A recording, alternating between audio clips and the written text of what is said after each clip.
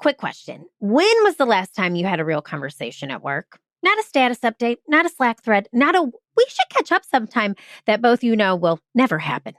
A real, honest human conversation. Yeah, that's what I thought. Today, we're fixing that.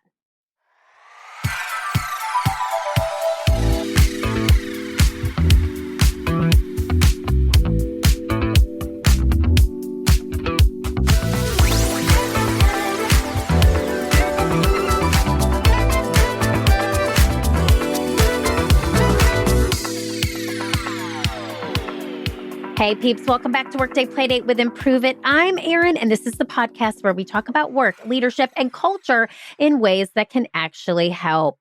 And if you are new here, hi, hello, welcome. Pull up a chair, grab your coffee. This is a judgment-free zone where we get real, playful, and occasionally get a little weird in the best freaking way.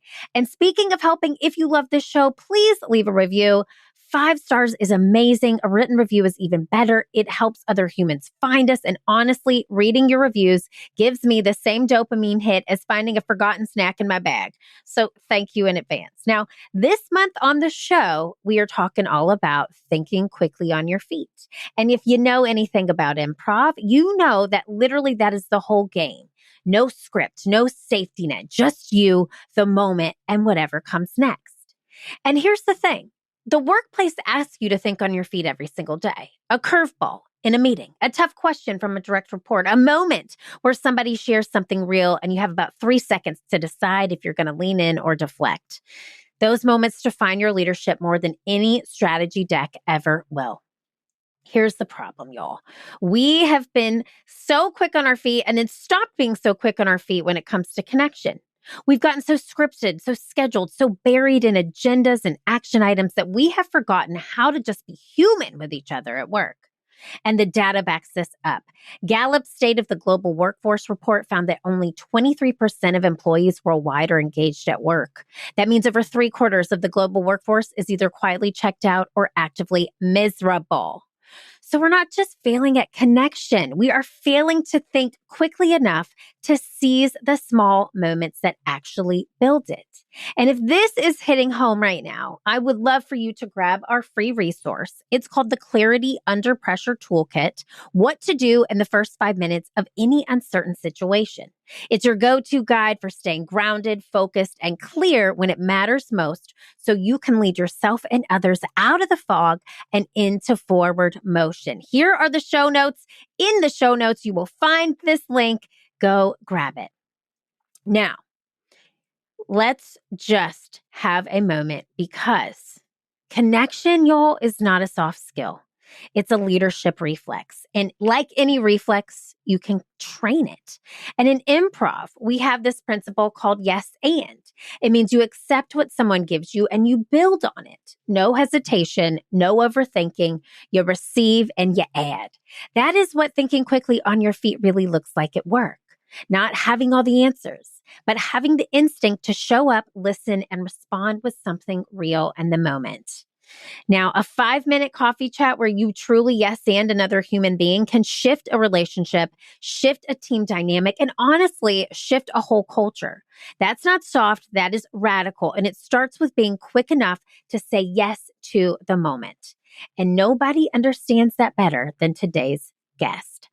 Dr. Roz Cohen is an inclusion strategist and thought partner who is passionately committed to building what she calls radically connected cultures. She's the founder of SOSA Strategies, a San Francisco-based inclusion and strategy practice, and the author of The Engagement Dilemma. With over 2 decades in HR, her research from the Leadership and Change PhD program at Antioch University focuses on the impact of inclusive leadership on employee engagement and organizational success. She blends research-backed insights with real talk, a touch of humor, which is basically the Workday Playdate love language. She's a board member, a mom of 2 hilarious teens, a foodie, which we talk about, and a travel enthusiast who believes in the transformative power of vulnerability, acceptance, and relationships rooted in courage. She is changing the world one connection at a time, and I'm so here for it. Let's welcome Roz to the Playdate. My peeps, I hope you are enjoying the show. We'll be right back after a quick break from our sponsors. Thank you for supporting those who support the show.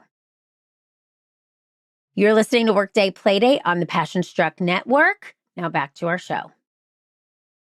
Okay, y'all, Playdate peeps, you're not even ready. Welcome, Dr. Roz Cohen, to Workday Playdate. Hello. So glad to be here. Thank you so much for having me.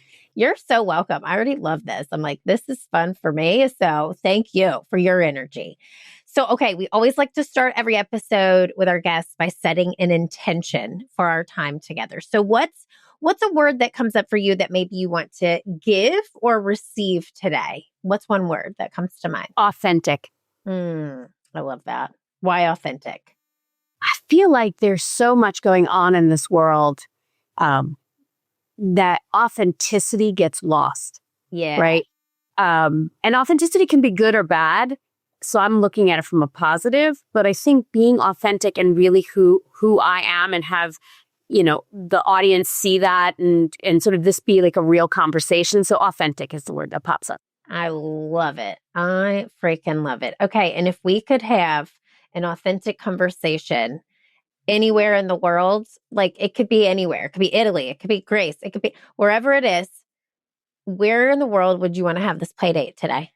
So the first thing that popped in my head was you and I sitting on like lounges by the ocean with umbrellas and like fun drinks and just sitting there like two girlfriends, like having a conversation while looking at the water.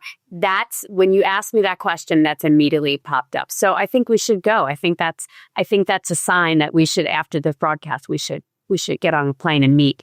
Okay. I'm so freaking, do you know the ocean is like my calming place? Some people don't like the ocean.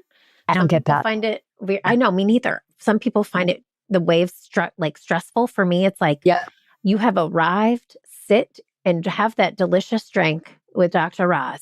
Okay. Let's do it. That's what I'm going to visualize during the course of our conversation today. Oh my God. I just took a moment. My nervous system just said yes. Okay. So yes. Thank you for that. Okay. I needed that more than you know. Okay. I'm going to jump right in because you have a book called The Engagement Dilemma. And I freaking love that word dilemma because it implies that there is tension. And most leaders, because we have so many leaders who listen to this show, they think the answer to engagement is simple. Like just have more perks, more pizza parties, more ping pong tables, all the things, right? So what is the dilemma and what is the real tension our peeps need to understand? Yeah. So when we think about engagement, you're exactly right. We think about, okay, so what's the next pizza party? How much money are we giving people? And don't get me wrong, money is critically important. Yep. But there's more to it. It's how do you make people feel connected to the work that they do and the place that they go to? And so there's this dilemma of people thinking that it has to be individualized, which it does, but that it also has to be part of the bigger culture. So there's this push and pull, and there's a lot of work involved in it. And I hear all the time, like, you know what, like the people management, like that's not my day job. It is your day job. It is. That's exactly what your day job is. It is to do the work to make people feel connected and as though they belong to the organization, so they do their best work, so the organization gets their best work. Like that's the work. That's what has to happen. So it's that dilemma. It's like, how do you make it real and how do you make it tangible? Oh my God, I love it. Okay. Because truly, I will tell you, a lot of people get into their profession to do the thing that they're meant to do. And then when they get to the top, they have never thought about this engagement piece. They haven't thought about how to lead people. So there is a dilemma here. Okay. I love this. And the other thing that I find, sorry to cut you off, is that we promote people into managerial positions because they do the work we hired them to do really well. Yeah. And we don't give them the skills that they need to have to be a really strong manager to create the engaged culture. So we have to do a better job of that as senior leaders. How do we train our people and teach our managers how to be the best they can be around people management? So it's just the other thing that pops here all the time.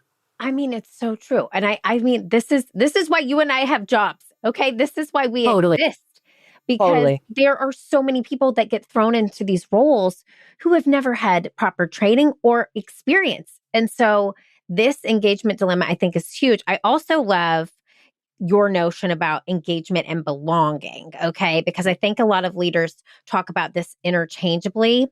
And I have a feeling you're going to tell us why that's a problem. Okay. So if somebody has a high on engagement, and let's say they take a survey, they have a high on the engagement survey, but they have low on belonging.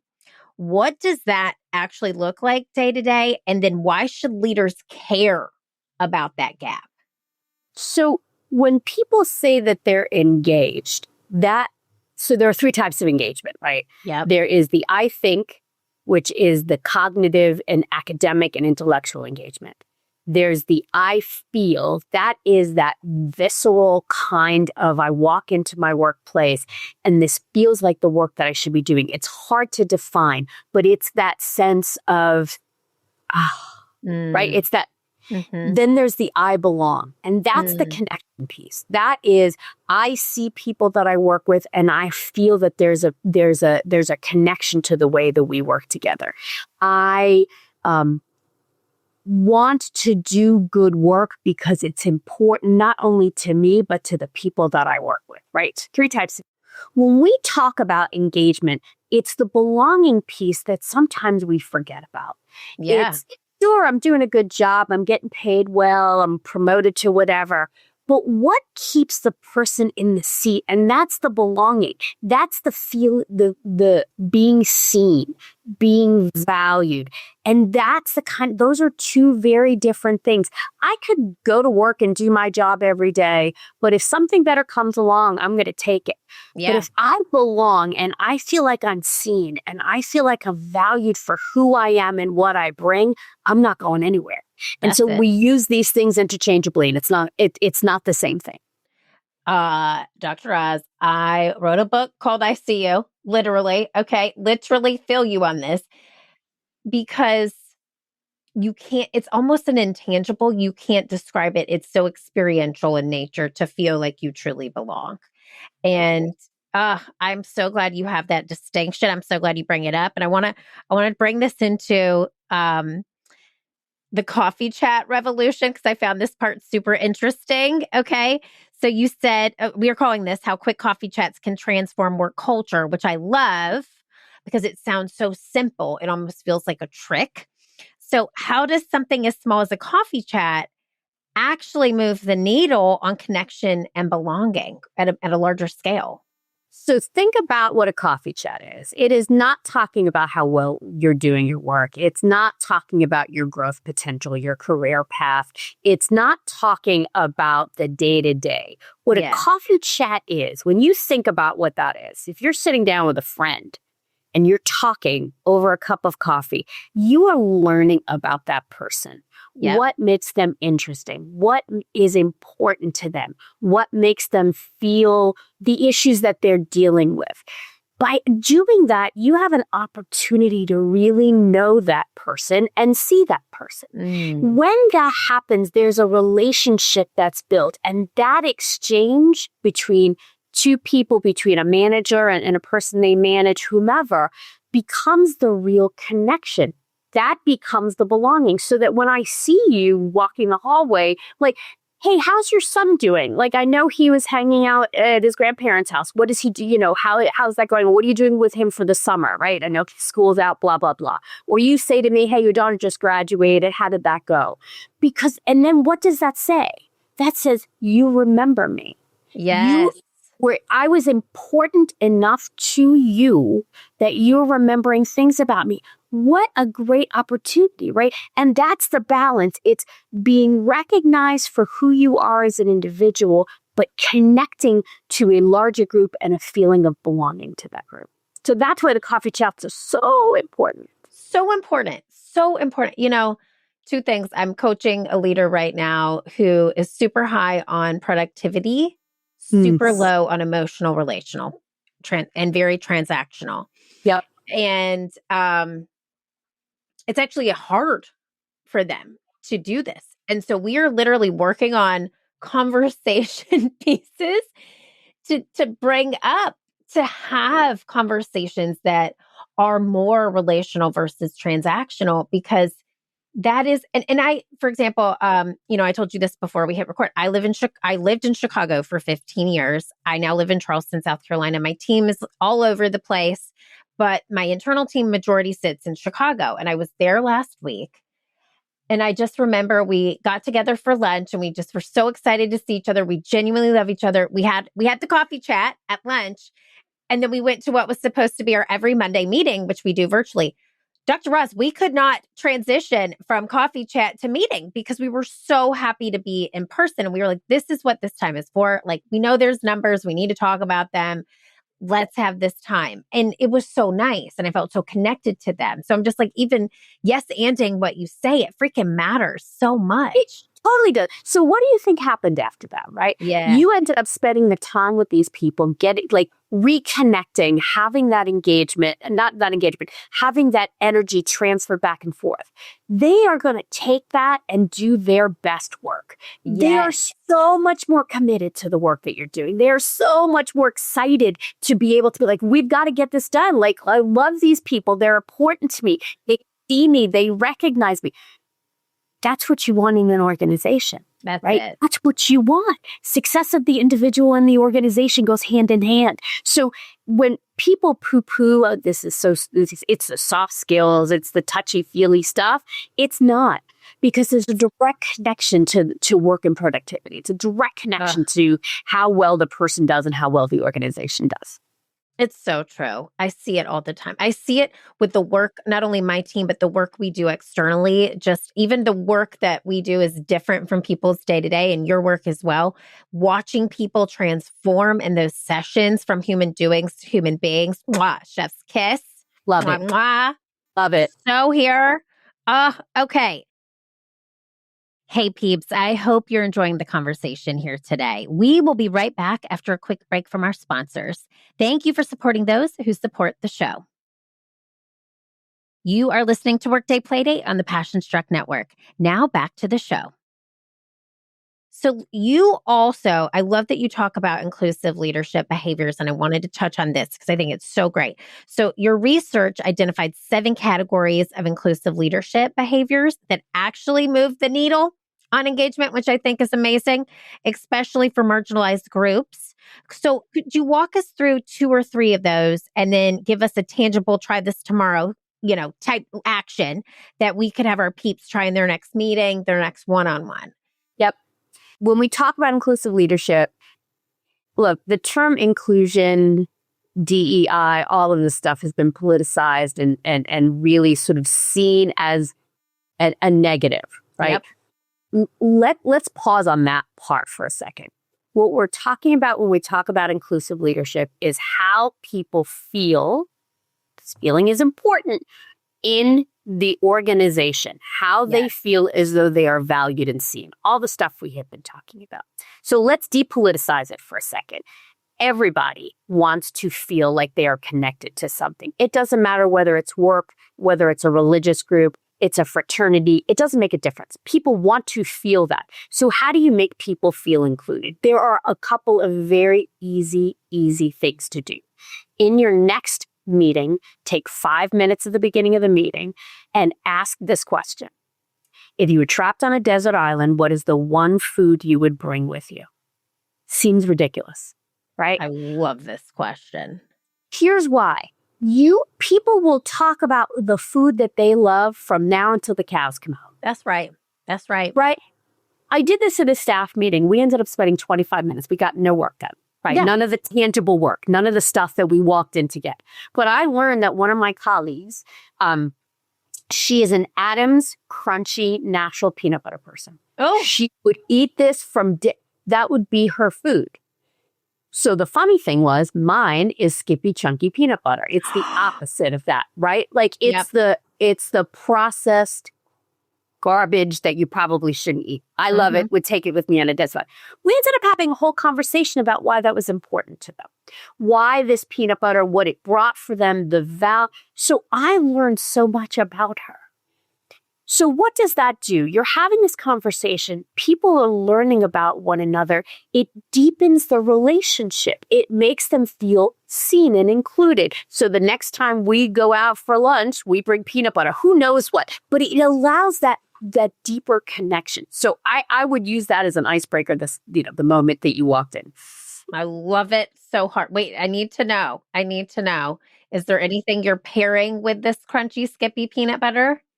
So I'm like a purist. Like I would do peanut butter and jelly all day. Yeah. For me, it's just either that or the Kraft macaroni and cheese. But there's too many things you need to bring with you for the Kraft macaroni and cheese. So like the peanut butter, you could just eat. It's protein. It's got some carbohydrates. It's got all the things you need to. So that would be my food. Literally, I could talk about this topic for a very long time as well. I love food. And I would bring an almond butter, a crunchy almond butter. I don't remember the brand, but I would bring it with Faya yogurt and an apple and then cinnamon. That's my go-to breakfast. That's nice. I call it the Nicole Bowl because Nicole, our learning experience manager, created it, and I eat it every morning, and it's so good. It is so good. That sounds delicious. Okay. Okay. But see, right now we feel seen. I feel seen like your crunchy peanut butter, crunchy almond butter. Right. This is making sense. Right. And crunchy, like we get a conversation about crunchy, like crunchy versus smooth all day, every day. Don't understand the smooth. Yep. Right. So what's just happened? Like we have this conversation. We feel connected. We feel seen. It is silly, but it's not, right? No. The topic may be silly, but the relationship that's built is not silly. That's real. That's about it. Yep. I freaking love it. And that right there, we talked about before we hit record, what is something you want? What would make this the best podcast ever? If somebody doesn't use that question in their next meeting, I don't know what else to give you. Okay. Seriously. Oh, okay.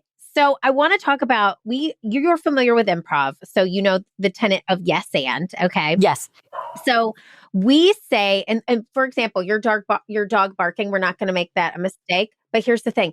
In improv, we don't say that things like that are a mistake. We call it a gift. So it's becoming a part of our scene, right? So that's me yes-anding you. I love my dog. Thank God is in my husband's office and is taking a nap because he's 14 years old and blind.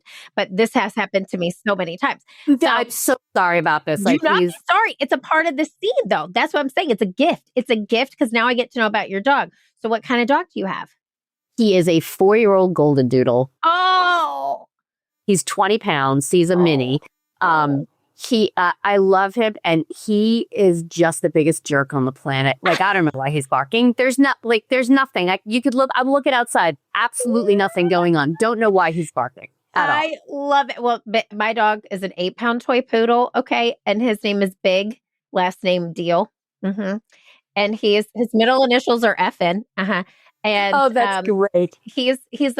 He's an interesting one, but he's 14. He's so old, but he's so great. He's been like my baby for so long. So I love that you have a doodle. Doodles are awesome. I love a doodle. They are, but man, they are just a piece of work. All of them in general. They're high energy. I know that. But see, like this brings me to improv because we do say in improv, there are no mistakes, only gifts. And we talk about in improv, the best scenes happen when people are fully committed to making the other person look good, right? And so that is what I feel like inclusive leadership is helping people make other people look good. So if you could describe one tool in your toolkit that you use that helps leaders shift from managing to actually seeing their people, what would it be? Know your own stuff. Yeah. So when you understand the blind spots that you have, when you understand those biases that you have, because we all do, right? We talk about this all the time, right? Everybody's got stuff. You grew up in the world. You have stuff. It just is what it is. When you know your stuff and you can pause and see what it's interfering in your ability to relate to someone else, that is a gift, talking about gift. Because if I know that I'm sitting across from someone and I'm interviewing them, and they are, let's say they are a native East Coaster, right? I'm from New York originally.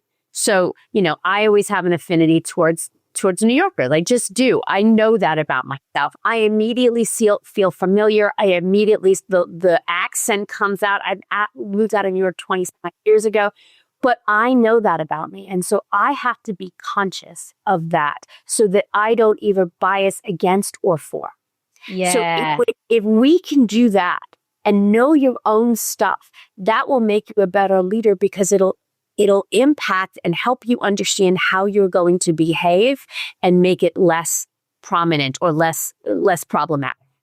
I love that. Know your own stuff. Also, let me just say this for free. When you told me you were in San Francisco, I was like, she's definitely from New York, and that's my own bias, but I love it. It's my favorite accent, and I love it. I love New York so much. So that is it's a good bias because I'm like, yes, I love direct. I love it Totally. all. I love it. Okay.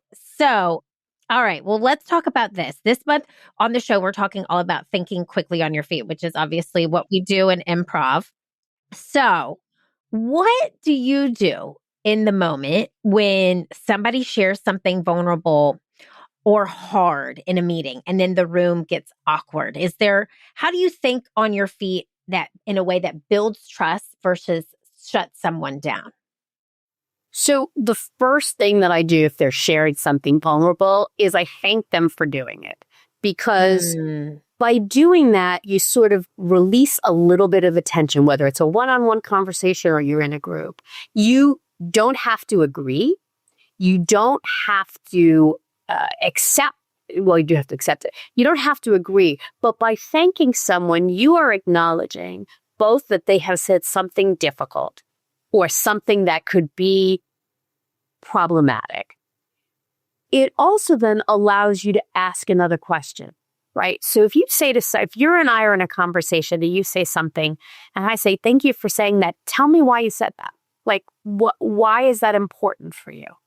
So being curious in conversations allows you to understand just a little bit more because we're going to come at the conversation with assumptions. We're going to come at like, what did you mean by that? We're going to say, oh, well, when she said this, she meant this. We don't know that.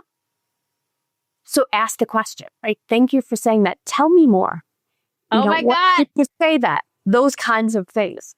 Dr. Roz, you and I are simpatico, okay? Because it is yes and. That is yes and. That is yes, I hear you. And it doesn't mean you have to agree. The yes is not the agreement. It means thank you and acknowledgement. And I freaking love it. That to me, there's so many ways to say it and to live it. And that what you described on your side is so beautiful. So I love that the curiosity piece is there that, there's so many people in life who genuinely aren't curious, and it makes me sad.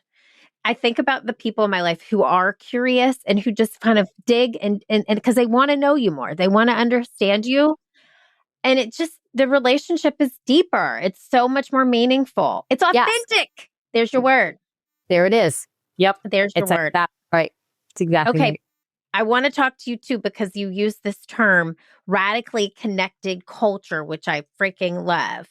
So if there's a peep, we call our community the peeps, who's listening right now thinking, my culture is more politely disconnected, what is the first thing they should do this week to start shifting that into this radically connected culture? I love that word, radically connected. What should they do? Oh, that's a good question.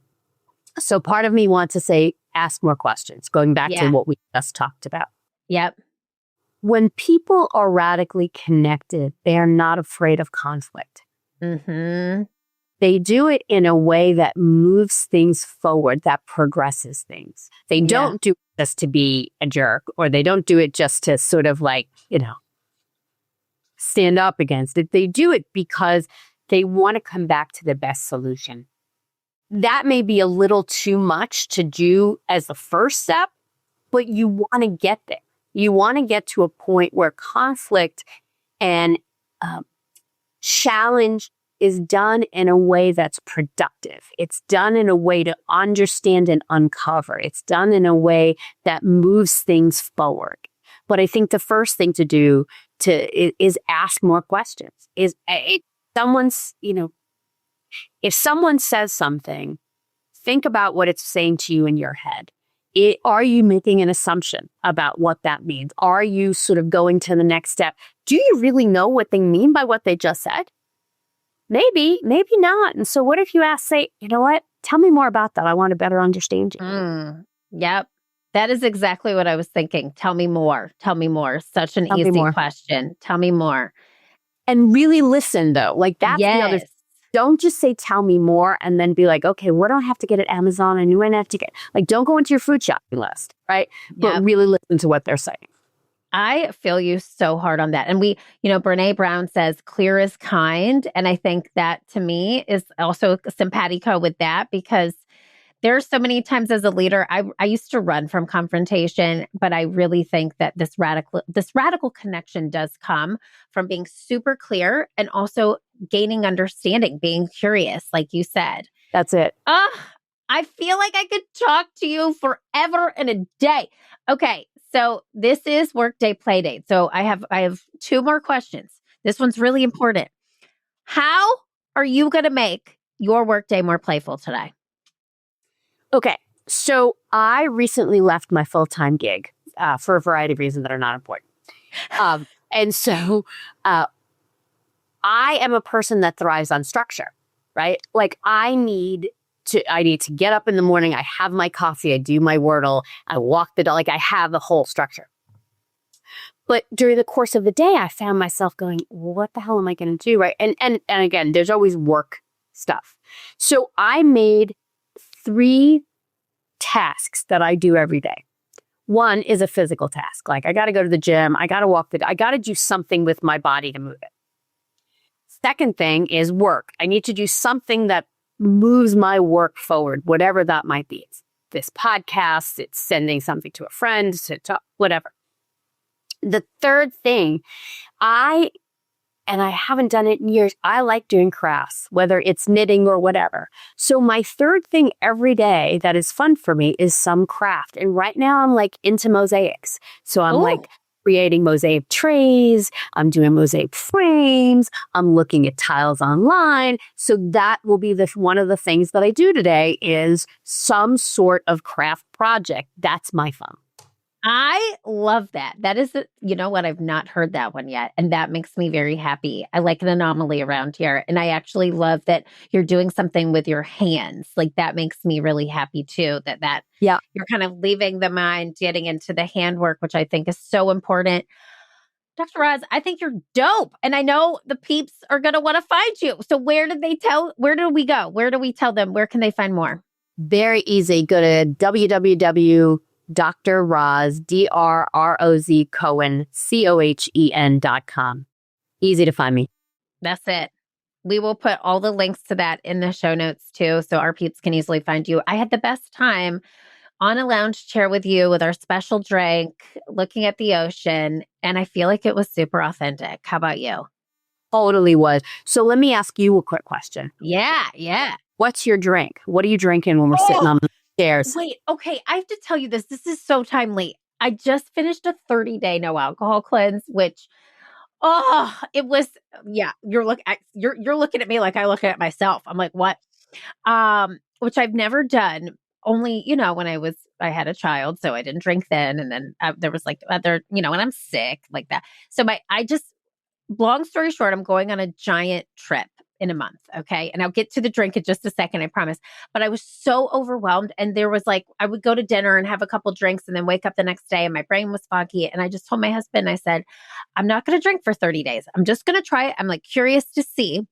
So he said, okay, great. And we're doing this it's a giant, we're literally going to Singapore for 2 weeks, Shanghai and Bali in a month. And we're bringing our son. Okay. So for a month. I love it so much. So I just finished, I'm on day 32 as we're recording this today. And I've really been thinking about what is my comeback drink? I think it's an Aperol Spritz. I love an Aperol Spritz. It's summer. It's it's a beautiful glass. It looks gorgeous. It's that, or if I'm really feeling it, a dirty martini with blue cheese olives. Oh God, I love a blue cheese olive. Oh my God, are you kidding me? Okay. Okay. What about you? What's your drink? This is important. It is important. So I am a tequila girl. I've Oh, always okay. been, which is sort of interesting because tequila is very polarizing. Either you love it or hate it. Like you had that bad experience when you were younger and you could never do it again. That's it. Right. That's exactly right. It's one of the two. Yeah. I like a margarita. It's always a good go-to, but I like interesting tequila drinks. And I can't think of one right now, but it would be on the lounge show, you're having Aperol spirits, I'm having some sort of fun tequila drink, and that's what we're drinking. Oh my gosh, I love this for us. And that question right there brought us closer together. Another great question you can ask your team. I just adore you. So we will keep you in this Peeps community. Peeps, go check out Dr. Roz. We'll put the link to her website in the show notes. Thank you so much for playing. Thank you. This was like literally the best time. So thank you for that. And have a phenomenal vacation. Oh my gosh. Thank you. I will talk to you soon. Okay, peeps, as we wrap, here's what I want to leave you with. We have made work so complicated, so optimized, so full of platforms and processes and programs. And somewhere along the way, we forgot the simplest, most powerful thing we can do. Talk to each other like humans with curiosity and care and maybe a decent cup of coffee. Connection is not a line item. It is the foundation of everything else that everything is built on. And when we fail to build it, everything starts to crack. Roz, thank you for reminding us that belonging is not a buzzword, it's a practice, and it starts with showing up for one real conversation at a time. Now, my friends, here is the Playdate practice, your homework for the week. This week, I want you to schedule one coffee chat with somebody at work who you do not usually talk to. Not your work bestie, not your direct report, someone outside your usual circle. Keep it to 15 minutes with no agenda, no deliverables, just 2 questions. What are you working on that you're excited about? And you could also ask Roz's question. If you were stranded on a deserted island, what food would you bring? I love that question. That's it. That's the whole Playdate practice. One conversation, 15 minutes, 0 spreadsheets involved. Because here's the thing. You can't yes and someone you've never talked to. Connection is the first move. Thinking on your feet is the second. Everything else follows. And if you want support showing up as a leader who stays grounded and clear, especially when things feel uncertain, go grab the Clarity Under Pressure Toolkit. What to do in the first 5 minutes of any uncertain situation. It's free, it's in the show notes, and it will help you lead yourself and others through the messy moments with more calm and more clarity. All right, peeps, that's it. Until next time, keep playing, keep learning, and keep failing forward. I'll see you next time on Workday Playdate with Improve It.